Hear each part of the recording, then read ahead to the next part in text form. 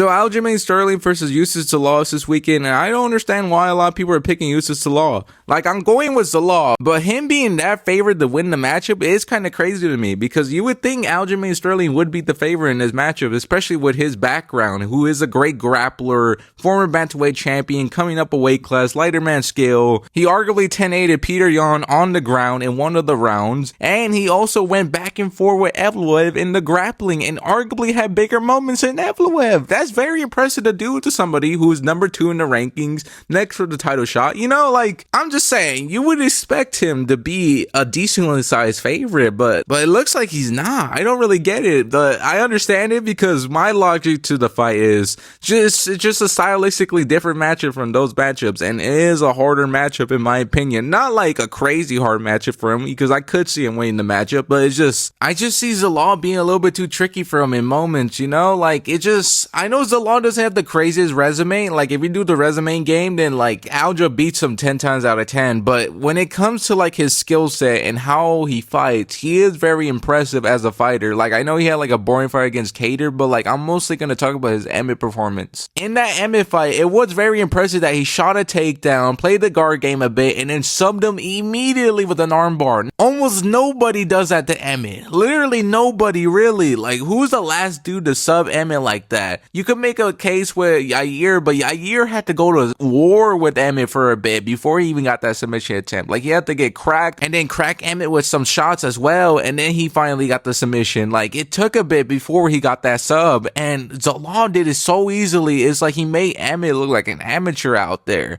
Like, Emmett is known for having decently sized takedown defense, and for him to be able to take him down fresh and then sub him is very impressive to me. Now, you could make the case that Emmett is washed. He's an old man. He was 41 years old, but it's just like, not a lot of people were doing that when he was already old. And I know it's an old Emmett, and he was coming off some wars. Like, Ilya completely dominated him, and then he fought Lerone Murphy. Didn't take a ton of damage, but like, he still got schooled. But still, like, for him to take him down fresh and sub him was like the best way to beat Emmett. Like, he maxed out the win, especially in the fashion he did. Like, he got the most points he could get out that win, especially in the fashion he did. Because if he just kind of outpointed Emmett and just kind of circled around him, then I wouldn't really think that would be that impressive a win, because that's how you beat Emmett. But since he beat him in a fashion that a lot of people weren't beating him in, I give him some credit for it, because for him again to just sub him like that, not a lot of people are doing that. Murphy has to go to a decision with him, Yair has to go to war with him, and then like Kevin Vallejos just has that one shot. So that's a little bit of a different matchup. But for him to be not that crazy powerful, and also a fighter is mostly on the feet, for him to just take him down and sub him is very impressive. So I give him most credit of that win, because he did it in a fashion a lot of people weren't doing it in. But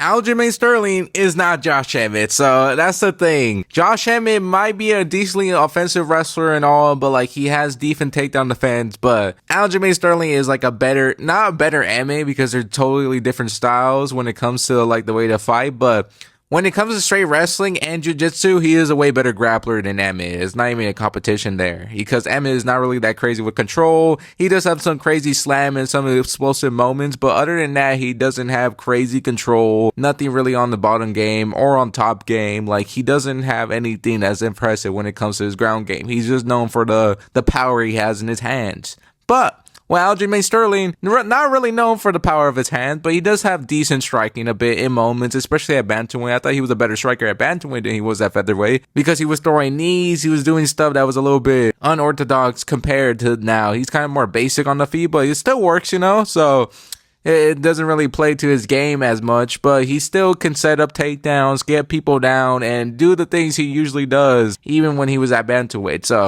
So it's not just a walk in the park for Zalal here, because he is a tricky matchup. Plus, the cage is not going to be that big. If you remember correctly, this fight is going to be at the Apex, and it's going to favor mostly Aljamain Sterling, because since the cage is going to be a lot smaller than it would be in a normal event, it's going to give Zalal a lot of issues, because he's not going to be able to circle around as much as he used to, because if he does, there's not really nowhere to go, really. And Aljamain Sterling could take him down because of the cage and not being that big, and it's going to be a lot easier to get takedowns, and he doesn't really have to worry about the footwear too much. But I don't know, like, he's able to keep down Zalal, though. It's just, that's the thing. I'm going Zalal, but it's just, I don't know if Zalal's grappling is really all that, really. Like, I know the way the MMA performance is really impressive and all, but can he keep getting up? Can he keep up with that pace of somebody just keep shooting on you? Like, I know Aljamain Sterling doesn't really shoot like endless takedowns like that, but like it's hard to get up from Aljo, you know, especially if he tries to go for your back. Like, can he stop the initial takedowns? Like, it's just, that's what's worrisome for me. Can he stop the back take? Can he stop him getting him down on the floor? Can he get up?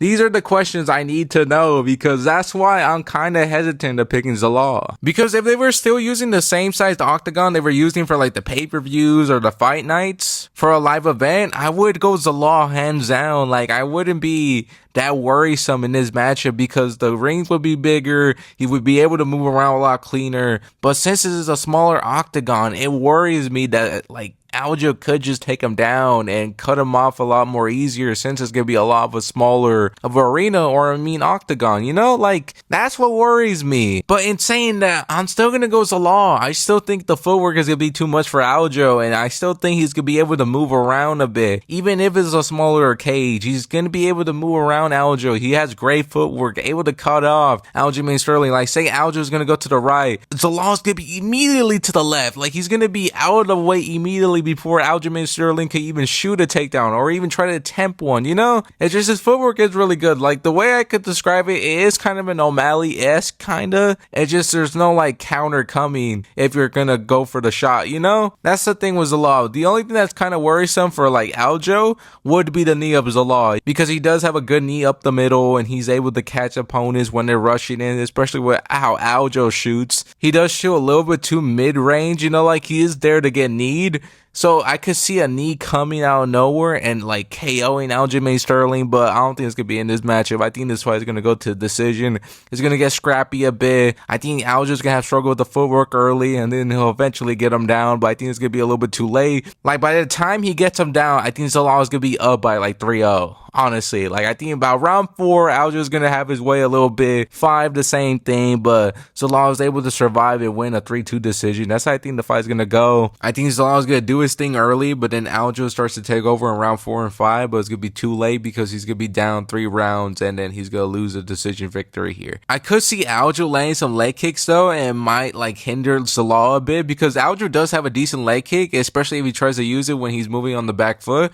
But I don't know if he's going to game plan that well. Some fighters don't do that. And again, if you don't really see the fighters doing that, don't really bet on it. Like, you're going to be disappointed when they don't do it, because you're like, what are you doing? Like, why wouldn't you go for leg kicks when the dude is moving backwards? You know, like, I don't know. Just don't try to bet on outcomes that will not happen, you know? So I'm going to go Zalal win a 3-2 decision here. I hope you guys agree. That's pretty much it. That's pretty much the end of the video, and I hope you guys enjoyed it. Let me know in the comments if you guys disagree or not, because this fight is a little bit 50-50-ish, because Aljo could ragdoll him, but I could see Zalal just doing too much in the footwork and not getting taken down, and maybe even like being a little bit tricky some on the ground. So that's pretty much it. Hope you guys enjoyed the video, and talk to you guys later.